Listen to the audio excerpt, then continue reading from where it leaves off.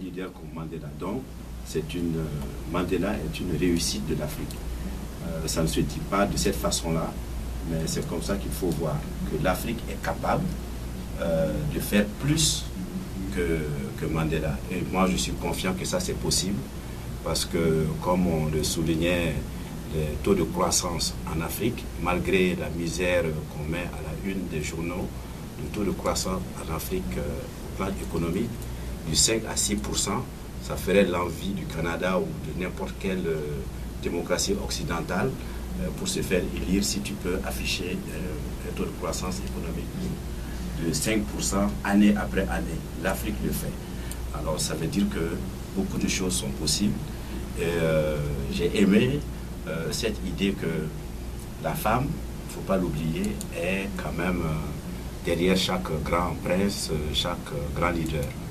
Donc un hommage à Winnie Mandela de façon émotive, de façon poignante. On ne dit pas assez, les médias n'ont pas parlé beaucoup de cette grande dame. Alors il faut le souligner que les leaders masculins ne peuvent pas accomplir beaucoup de choses sans les leaders féminins. Et que cette opposition homme-femme, enfant et vieux, je pense que nous devons laisser tomber cela, que nous sommes une famille, nous sommes des frères et des sœurs, pas seulement au niveau de l'Afrique, mais au niveau de l'humanité tout entière. Je pense que c'est ce que Mandela voulait et c'est ce que nous devons faire partout dans le monde. Donc les leaders qui sont allés rapidement en Afrique pour souligner, présenter leurs condoléances, pas seulement au peuple sud-africain, mais carrément à l'humanité tout entière, devraient, au retour de chez eux, se regarder vraiment dans un miroir et se dire, si je prends l'exemple du Canada, pourquoi des réserves indiennes, pourquoi des réserves autochtones, alors que les réserves ont été bannies en Afrique du Sud, même si à travers le monde, il y a encore beaucoup de réserves, de poches de misère. Donc la dignité de l'humain est dans le travail et la sécurité économique et sociale. Tant qu'on n'a pas fait cela, il n'y a pas de Mandela ni comment on dirait, ni en Obama, ni en qui que ce soit d'autre. Parce que le défi de l'humanité, c'est vraiment cela, rendre les gens bien dans leur peau, sécure. Quand on parle de justice et qu'il a combattu pour la justice, c'est la justice sociale et économique. Alors, à notre niveau, comme diaspora, le forum a pu bien relever que nous devons nous unir. Nous avons beaucoup de talents de la diaspora ici, tant au niveau culturel, social et économique. On a des docteurs, on a des artistes, on a des gens du média qui connaissent vraiment les enjeux. C'est trouver un moyen de faire une synergie, que tous ces talents se mettent ensemble et travaillent dans la même direction. Ça, j'ai vraiment aimé ça. Et ça s'est passé, surtout, le forum s'est passé dans un climat de fraternité, de respect mutuel. Il n'y a pas eu d'antagonisme comme tel, mais de respect dans les témoignages et les suggestions.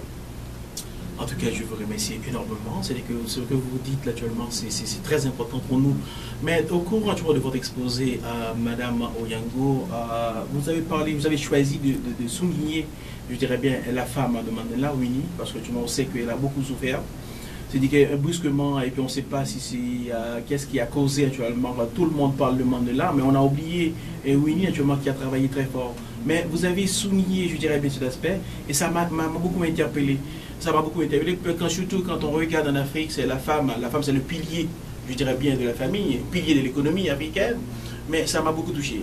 Vous dites actuellement, il va y avoir une autre Mandela, non pas un autre Mandela, il va y avoir une autre. Est-ce que vous pourriez élaborer davantage pour nous?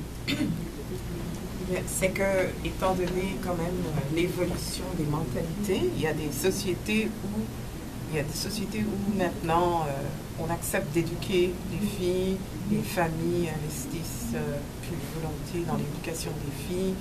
Chez moi au Kenya, on a On interdit maintenant les mariages précoces, c'est officiel. Les gouvernements s'impliquent justement pour donner toutes les chances aux filles de s'éduquer, puis d'accéder, de s'épanouir, et puis de réaliser vraiment leur plein potentiel. Le pouvoir d'espérer. Voilà. Donc, il y a plus de filles comme ça. On a déjà beaucoup parlé de l'école que Oprah a construite en Afrique du Sud, justement en l'honneur de Madiba.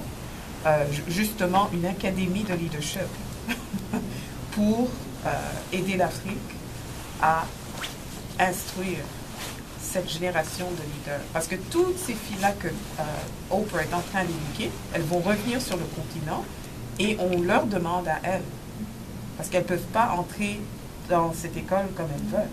Il faut qu'elles s'engagent à revenir en Afrique pour maintenant investir dans leur continent et aider d'autres filles et d'autres femmes C'est très important. À s'épanouir aussi. Mais je trouve que les femmes s'assument plus maintenant et avec la technologie. Et je sais que moi, chez moi au Kenya, par exemple, avec tous ces hommes qui meurent à cause du VIH-Sida, les femmes n'ont plus le choix maintenant. Il faut qu'elles s'assument. Il y en a qui se retrouvent dans des rôles de leader malgré elles. Donc, je pense que les femmes sont en train de s'assumer, puis de vraiment de prendre conscience que, en fait, l'avenir de l'Afrique est vraiment entre leurs mains. Et je vois des jeunes filles déjà qui ont des airs de Mandela un peu, dans leur façon de parler, dans les initiatives qu'elles mènent jeunes, des adolescentes. Alors, c'est ce qui me fait vraiment espérer et croire que Mandela, ce sera une femme. Eh bien, je vous remercie énormément, Madame Onyango. Eh bien, nous allons prendre une pause musicale et après, nous vous y verrons dans un instant. Vous parlez, vous allez t'entendre.